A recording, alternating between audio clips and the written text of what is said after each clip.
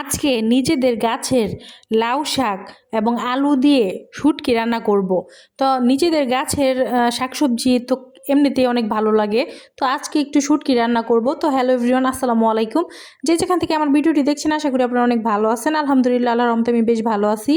তো এখানে কিন্তু ছাদ থেকে আমাদের লাউ শাক কাটা হয়েছে। তো সেখান থেকে কিছুটা লাউ শাক আমি রান্না করার জন্য রেখে দিয়েছিলাম, আর কিছুটা ছিল। তো ওইটা চিন্তা করলাম যে একটু শুটকি রান্না করি। তো আপনারা কি কখনো এরকম লাউ শাক বা লাউ শাকের যে ডাটা আছে সেগুলো দিয়ে কি শুটকি খাইছেন? খাইলে অবশ্যই কমেন্টে জানাবেন, আর না খেয়ে থাকলে আমার রেসিপি অনুযায়ী একবার খেয়ে দেখবেন, আশা করি অনেক ভালো লাগবে। তো এখানে কিন্তু প্রথমে আমি লাউ শাকগুলোকে খুব ভালোভাবে কেটে কুটে এর ডাটাগুলোকে খুব ভালোভাবে ধুয়ে নিয়েছি, সাথে কিন্তু আলুও দিয়ে দিয়েছি। আর এখানে কিন্তু ফেফি শুটকি নিয়ে নিয়েছি। ফেফি শুটকিগুলোকে কিন্তু প্রথমে আমি গরম পানি দিয়ে খুব ভালোভাবে পরিষ্কার করে ধুয়ে নিয়েছি। তারপরে কিন্তু এখানে আমি পরিমাণ মতো পেঁয়াজ এবং রসুন দিয়ে সেটাকে হালকা করে ভেজে তারপরে কিন্তু সকল মশলা দিয়ে দিলাম।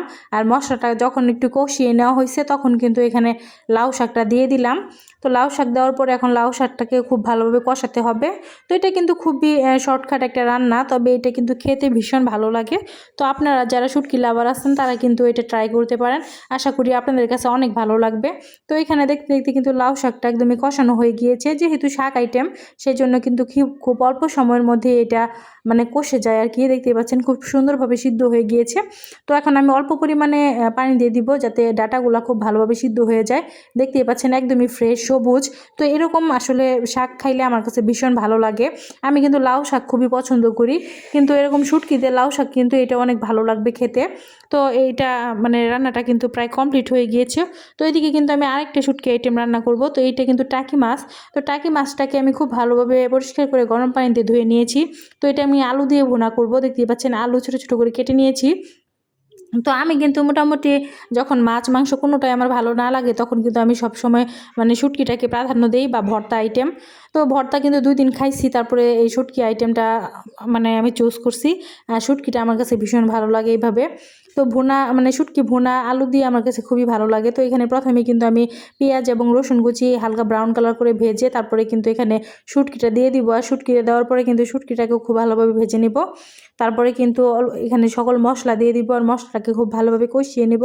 তারপরে কিন্তু এখানে আলুটাকেও দিয়ে দিব, আলুটাও খুব ভালোভাবে কষিয়ে নেব, পরিমাণ মতো ঝোল দিব। আর এটা যখন কষানো হয়ে যাবে তখন কিন্তু আরেকটু পানি দিয়ে এটাকে রান্না করে ফেলবো।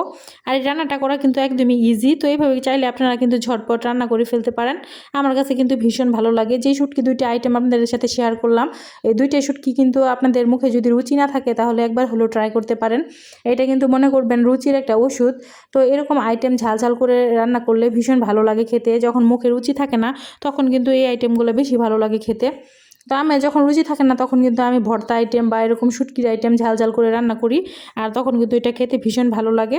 তো বলতে বলতে কিন্তু আমার রান্নাটা অনেকটাই কমপ্লিট হয়ে আসছে। তো এভাবে কিন্তু আপনারা চাইলে ঝটপটভাবে বোনা করে ফেলতে পারেন। তো আজকের ভিডিওটি আপনাদের কাছে কেমন লাগলো অবশ্যই কমেন্ট করে জানাবেন। আর আপনারাও কিন্তু এরকম করে শুটকি রান্না করে খেতে পারেন আমার রেসিপি ফলো করে। তো আজকের ভিডিওটি এই পর্যন্তই। সবাই ভালো থাকবেন, সুস্থ থাকবেন। আল্লাহ হাফেজ।